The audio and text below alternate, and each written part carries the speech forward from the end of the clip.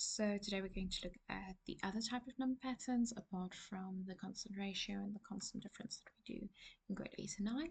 Sometimes I like asking you something that's quadratic or cubic, but we don't necessarily have the formulas for that in grade 8 and 9, and we find it with inspection.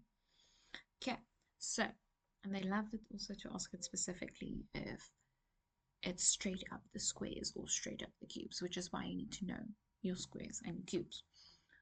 Okay, so we start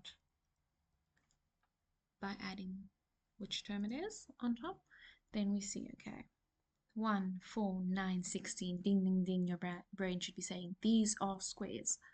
Specifically, 1 squared, 2 squared, 3 squared, and 4 squared. So every time Tn, remember that's a subscript, is going to be equal to whichever term it is squared. And that's all. Similarly, they can ask it of you when you are working with cubes. When you see 1, 1 can be anything, to power anything, but 8 specifically, 27, 64, all of those are cubes. 1, 8, 27, 64, all of those are cubes, and you should be able to identify them as such. So then we know every time whichever term number it is being cubed. Okay, sometimes they're like asking a bit like scooter to the left or scooter to the right. So they might ask you 9, 16, 25, and 36, and then ask you to find your general solution or your general term or the nth term or whatever they feel like calling it that day. And you'll see, okay, these are squares because we know our squares, but it's 3 squared and 4 squared and 5 squared and 6 squared. Not that number that's over there, but you might see there's a pattern. Those follow on one another. Those are consecutive squares, and those are consecutive terms, obviously.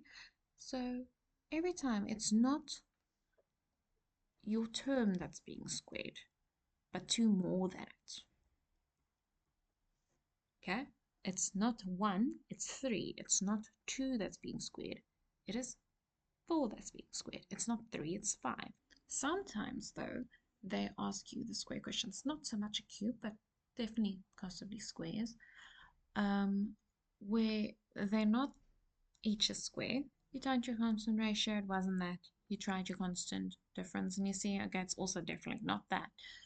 But if we look at the constant, or at the first difference, that's what we call this difference here, you'll see that forms a linear number pattern that each differ by 2. So whenever this happens, where the first difference is not equal, but a second difference is, we know it's going to be quadratic. Beautiful handwriting over there. We know it's going to be a quadratic number pattern. So we know somewhere in our Tn, there's probably going to be an n squared. And then some other thing is happening. The technique that we are going to try is we're going to, underneath one another, just to give ourselves a bit more space, write out the terms. So we start with 2, then we have 6, then we have 12, and we have 20. And then for each term, you are going to try and see, maybe it's a term number being squared, maybe there's something happening more. So you try each of those, but you see, okay, 1 squared is not 2, 2 squared is 4, it's not 6, 3 squared is 9, it's not 12, and 4 squared is 16, which is not 20. So leave the first term for now. Okay, usually it's not nice to see or clear to see in the first term what our pattern is. But from the second term onwards, 4, to get from 4, which is 2 squared, to 6, we add 2, right? To get from 3 squared to 12, we add 3. To get from 16 to 20, we add 4. Okay, let's see if you're seeing the pattern there, 2, 2, 3, 3, 4, 4. And this is a plus 1, would that work? So 1 squared is 1, plus 1 is 2. Okay, beautiful. It works for all 4 terms, so we can assume this is going to be our pattern. So our general solution or general rule or whatever we feel like calling it on that day is going to be n squared plus n. Whichever term it is squared plus whichever term it is. Okay, let's do one more example. So yeah, I already started by adding which term it is. I tried constant difference. It wasn't a constant difference, but our first difference had a constant difference, meaning we have a second constant difference. Okay, the second difference is constant, and therefore, again, it has to be quadratic.